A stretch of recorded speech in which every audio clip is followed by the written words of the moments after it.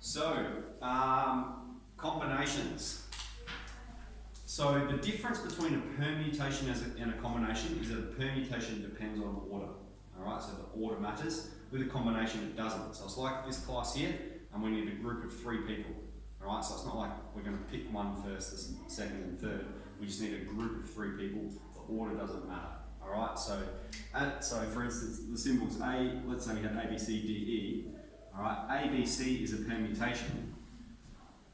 Alright. BAC is a different permutation, right? Because that has a different order, but they're the same combination of symbols. Okay? So the number of permutations will always be larger than the number of combinations. So here's an interesting, we'll show you how we use this formula in a moment, but here's an interesting contemporary issue for us. We've got 7 candidates for school captain. How many combinations are there regardless of sex? So if we're saying we're going to get 2 school captains and let's say sex didn't matter, how many possible combinations are there? Well, that would mean we've got 7 people in total and we're taking 2 possible candidates. So we've got C, 7 and 2. So first we'll use the formula to calculate it. So it's going to be 7 factorial on top of 2 factorial times 7 take 2 factorial. Alright, I'm just going by our formula here. But the quickest way to, and you could put that in your calculator, the quickest way to do it, however, is going to be, again, following this process, option, press your cross arrow, probability, NCR. And what we're going to put in our calculator is 7C2. And that means given 7 people, how many possible combinations are there of a group of 2?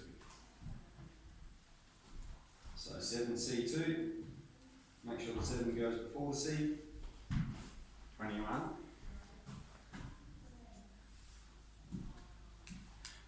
I'll go Too old, no one remembers. syntax error. Syntax error, let's have a look. Did you put the 7 before the C? Yeah. Oh, get rid of that answer, whatever that is. Yeah, do it. 21.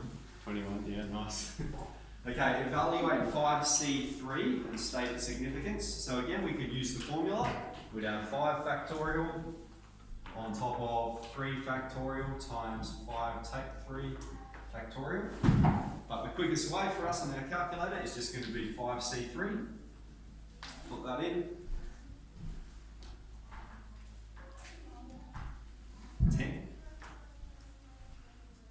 And so what that means, state its significance. There's 5 possible choices, and we're making groups of 3. So there are 10 possible groups of 3 from 5 choices.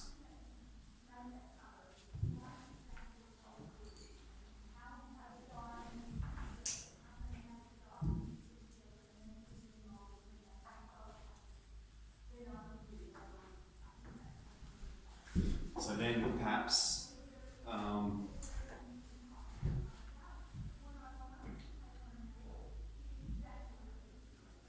real life application of it. 16 students, how many possible combinations are there to make a maths squad of 5? So we're talking about 16 students, so N is 16, and we're talking about groups of 5.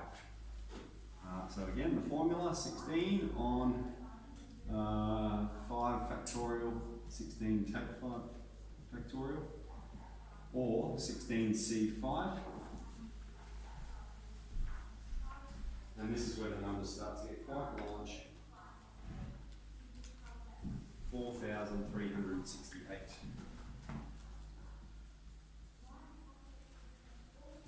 Okay, bonus question. Given a deck of cards, 52 cards, how many possible ways are there to arrange it? If you have to shuffle it, how many possible? Was it just 52 and 52? Is it? 52C 52. Put that in and see what comes out. Pardon? It says 1. Yeah. But there's more than one possible way to arrange it, isn't there?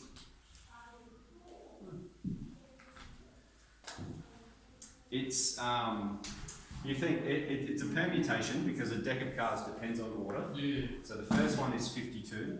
There's 52 possible cards for the first one. For the second one, 51.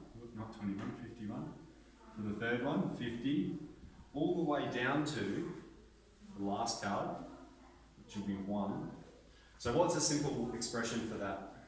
52 exclamation. 52 factorial, isn't it? And so, how big is that number?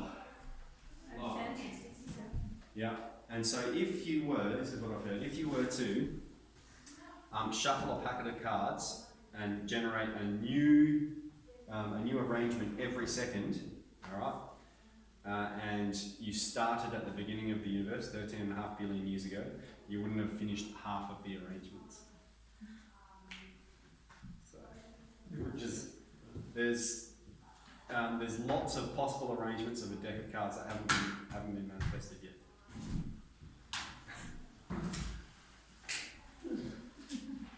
You just got to switch 2 cards, eh?